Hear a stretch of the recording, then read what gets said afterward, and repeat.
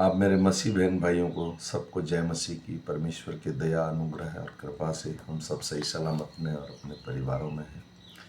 और आज हम सुबह का वचन पढ़ेंगे। आज तारीख है 4/5/2025 और मैं बेसिक बाइबल बोलता हूँ सिर्फ। और आज हम सुबह का वचन पढ़ेंगे। हम पढ़ेंगे लूका की पुस्तक में से उसका 22 अध्याय, उसका 47 से लेकर और 71 वचन तक। इसके पढ़े और सुने जाने पर प्रभु की आशीष हो। वह यह कह ही रहा था कि एक भीड़ आई और उन 12 में से एक, जिसका नाम यहूदा था, उसके आगे आगे आ रहा था। वह यीशु के पास आया और उसको चूम ले। यीशु ने उससे कहा, हे यहूदा, क्या तू चुम्मा लेकर मनुष्य के पुत्र को पकड़वाता है? उसके साथियों ने जब देखा कि क्या होने वाला है तो कहा, हे प्रभु, क्या हम तलवार चलाएं? और उसमें से एक ने महायाजक के दास पर तलवार चलाकर उसका दाहिना कान उड़ा दिया। इस पर यीशु ने कहा, अब बस करो, और उसका कान छूकर उसे अच्छा किया। तब यीशु ने प्रधान याजकों और मंदिर के पहरुओं के सरदार और पुरानियों से, जो उस पर चढ़ आए थे, कहा, क्या तुम मुझे डाकू जानकर तलवार और लाठियां लिए हुए निकले हो?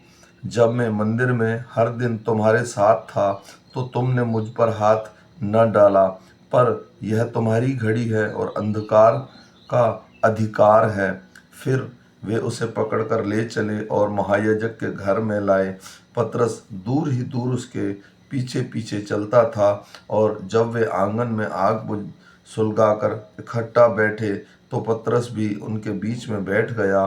तब एक दासी उसे आग के उजाले में बैठे देखकर और उसकी ओर ताक कर कहने लगी, यह भी तो उसके साथ था।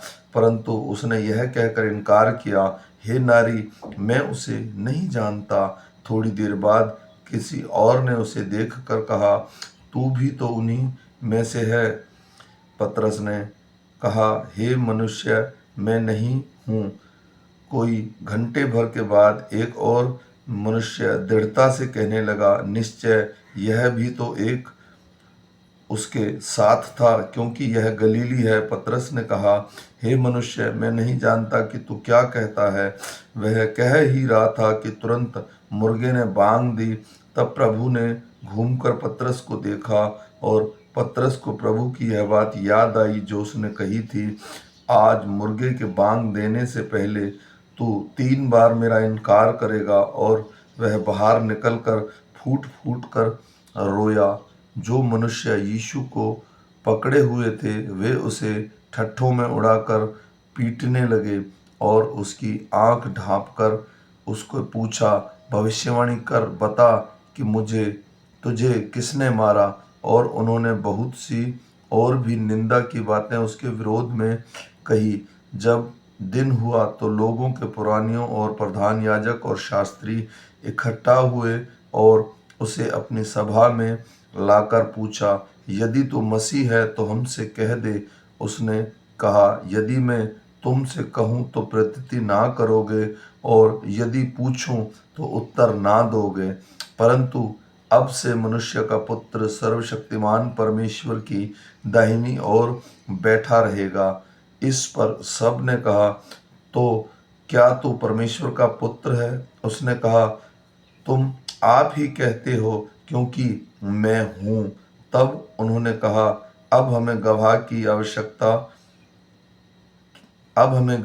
क्या आवश्यकता है, क्योंकि हमने आप ही इसके मुंह से सुन लिया है। आमीन। मेरे भाई और बहनों, हम फिर मिलेंगे शाम के वचन के साथ। तब तक परमेश्वर का अनुग्रह, दया और कृपा हम पर, हमारे परिवारों पर अब से लेके अनंत काल तक होती रहे। जय मसीह।